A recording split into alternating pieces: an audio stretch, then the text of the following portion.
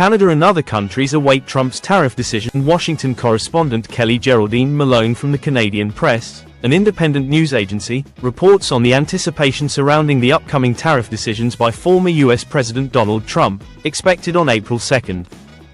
Canadian officials are closely monitoring the situation, especially following Ontario Premier Doug Ford's recent meeting in Washington.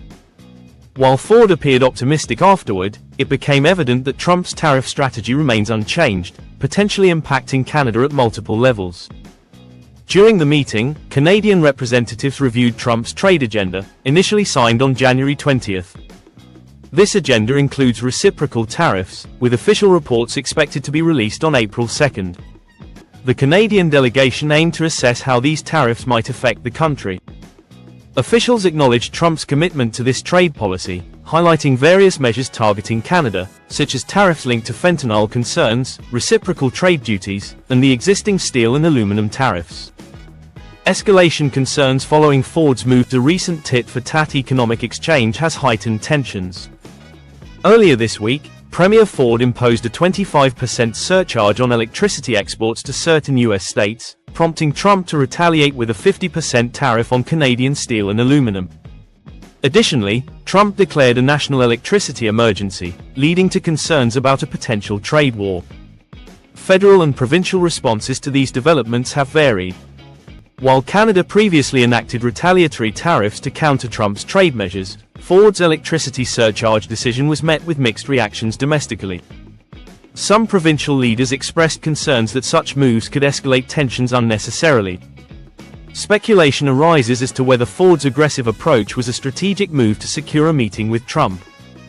Trump's 51st state rhetoric fuels outrage. A controversial statement from Trump suggesting that Canada would function better as a U.S. state has sparked widespread anger among Canadians. Newly elected Canadian Prime Minister Mark Carney swiftly rejected the notion, reaffirming Canada's sovereignty. This rhetoric has left many Canadians feeling betrayed, particularly given that the US-Mexico-Canada Agreement, USMCA, was negotiated and signed by Trump in 2018. Adding to the confusion, claims of fentanyl trafficking from Canada into the US lack substantive evidence. The Canadian government has sought clarification from US agencies, yet official reports do not indicate Canada is a significant source of fentanyl trafficking. Instead, more illicit substances flow from the US into Canada.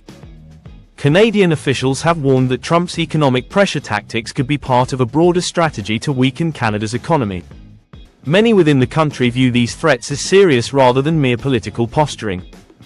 Political strategies. Ford versus Carney. Premier Doug Ford and Prime Minister Mark Carney represent starkly different political styles in their dealings with the US. Ford, a well-known Ontario politician, takes a populist approach, directly engaging with constituents and adopting a bold, confrontational stance. He previously supported Trump and has employed theatrical tactics, such as removing American liquor brands from Canadian store shelves in protest. In contrast, Mark Carney, a former governor of the Bank of Canada and the Bank of England, is making his first foray into elected politics. His leadership style is more measured and policy-focused.